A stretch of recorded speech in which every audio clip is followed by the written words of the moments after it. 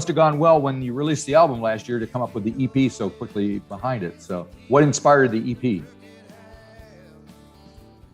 It was really just a way for us to like figure out how to record in the garage, you know, and like work during the pandemic, and just, you know, kind of started as an exercise, like working on new songs and trying different covers and things like that. But right, what kind of covers are you working on? Just, I mean, like, you know, the ones that were on the EP, the like Richard Thompson song and the Dead Moon one, and right. That's how the EP came about. Gotcha. Yeah, we were never heavy into like doing covers, just the occasional thing. But Brian's been building up our home studio, so we just kind of were playing around with it to figure out how the gear worked, you know. Gotcha. And it sounds like you got it working. That's all him. Oh, good on you. Yeah. Excellent. So is that kind of how the band works? I assume somebody does the songwriting, somebody does the technical stuff, somebody else may do something else. What are the assigned roles within the trio? I usually come with songs that are like 85% formed, and then, I mean, obviously they all change when the rhythm section gets involved, and right, is it a bridge or something, or how do we end it? But I write the bulk of the songs, but they end up different in these guys' hands. They got a lot of great ideas. Very good. Excellent. And Sabrina, I think I read that you hadn't known how to play the bass until you joined the band. You were a violinist before that, or probably still are. Yeah. I played violin in a band for about 12 years called State Champion. And we all went to school together, college in Chicago, and spread out across the country. And it just got, you know, still played for a long time. But it was really great to be asked by these guys to play in the band. And yeah, it was fun to pick up a new instrument and dive in. You seem like you fit right in, eh? Mm-hmm. It's cool. She keeps us honest. All righty. So since there's only 4 tracks on this EP, maybe we should just go through them one at a time, since we have the time to do that. First, it opens with a song called Coming Down. What can you tell me about that? It's a matter of fact, you never get what you give back. But if you want the keys to the kingdom, better get on your knees sometime, son. Well, who am I? I'm a letter that's never been sent. I'm alive from long ago, just lost intent. Why'd you want to tell it when you know it's not true? Don't bring me a baby. Don't bring me a baby.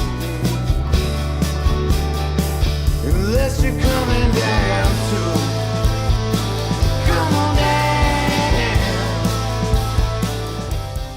That's just an original that we were hoping to put on the next record, but then we ended up recording it and liked the way we did the demo, and then played around with it. Yep. So yeah, that's the one original on there. But Gotcha. And I noticed that people like to compare you to the Replacements, and I can see why after hearing that track. Are they a major influence? Do you mind being compared to those guys? I mean, the same thing I was saying about like all that great Bar None stuff. I was definitely influenced by like Twin Tone and SST, right, all that stuff growing up. So okay, all right. And then A Miss of You is next. Very jangly. I know the way now, this time it won't take long. I know the way now, this time it won't take long.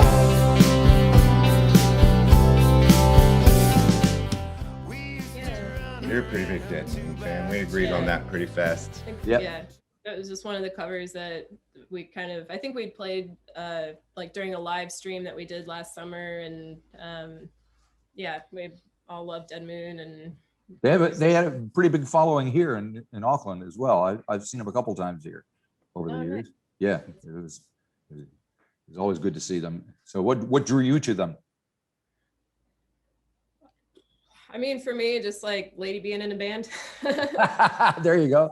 But yeah, I mean, Fred Cole's songwriting as well, and just the sort of like thinking outside of the box in terms of what it means to like be a band and make records and actually like press them yourselves, and right, yeah, kind of live outside of the you know, industry part of it in a lot of ways. Yep. They were definitely doing it themselves. I think for me, it was when I was younger and I always see people wearing Dead Moon shirts, I thought it was some kind of death metal band or something, which I'm supposed to do. Right. But then you hear it and it's like the most hard on your sleeve rock and roll, and just the bubble they were in and how they did everything their own way. Just right. I love all those records. Cool. Brian, anything to add? No, they did it fine. All right. I remain silent as much as I can. You're doing a great job. So then we have Wall of Death after that. You can go with the crazy people in the crooked house. You can ride away in a rocket or spinning the mouse.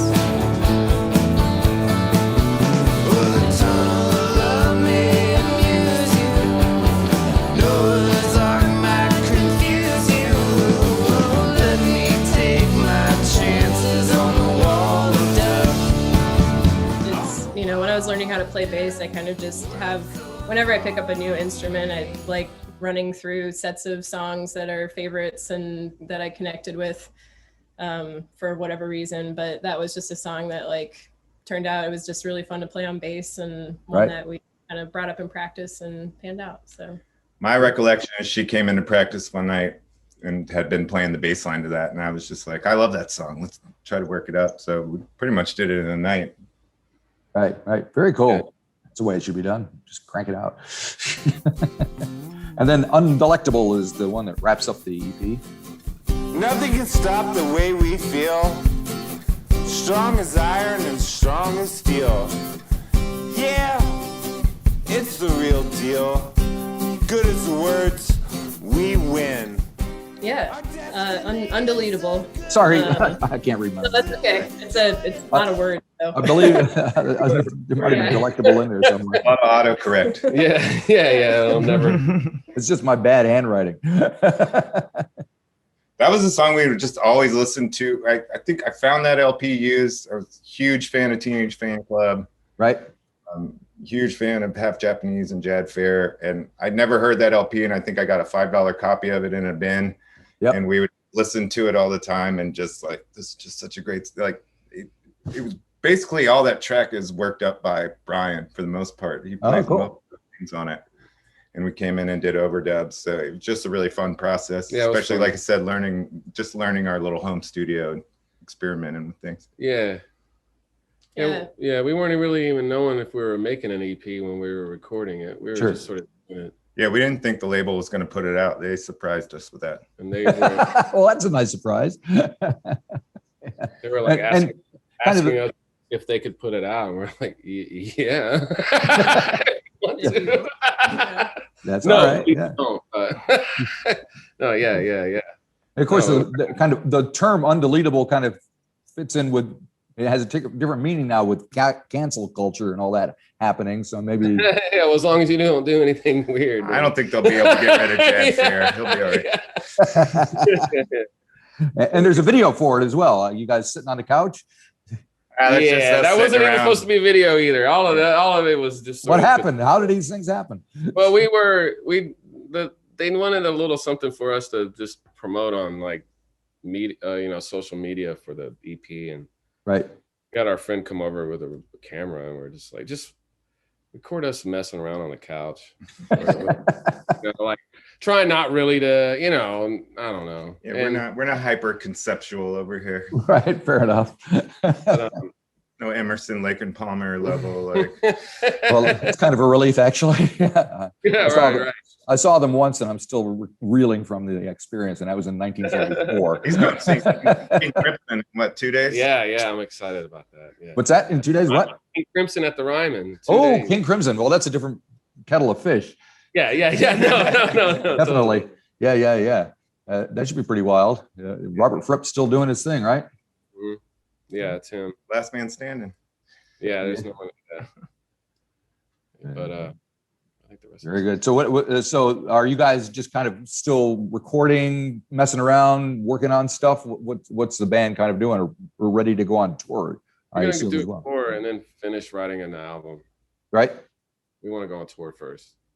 Yeah, we're like 2/3 through finishing another album writing wise, and then we got some tours coming up. So as long as it's not on wood, I don't have any wood here. Sort of like wood. Do what you can. And so tonight, what do you got? How do you think it's going to go? Because you're in a club in Nashville tonight. What's it called? The Mercy Lounge. Mercy Lounge. Yeah. What kind of place is that? It's been around. It's been called a bunch of different things. It's one of the places I used to see shows when I was like in middle school and when I first started going to shows. So it's got a little history to it. Cool. Sort of, I don't know. It's not my favorite club in town, but it's been around. So I'd be bummed if it went away, I guess. Yeah. It'll be cool. Is that a problem? Are Yeah. venues disappearing? A lot. A little bit, yeah. Yeah. Or maybe a lot. And bars and venues and stuff, yeah. But I don't know. If it's just hard to say. It's not too long of a conversation to figure out. That's fair enough. A mess that I'm not ready to try. I understand. Yep. And so what kind of folks do you expect at the show tonight? What kind of people come and see you? Probably a lot of people we know. All right. Well, that's good. It's still a small town over here, despite what people may say. It's got a big name, but it's a small town. Yep. I mean, is it that kind of place where everybody knows everybody?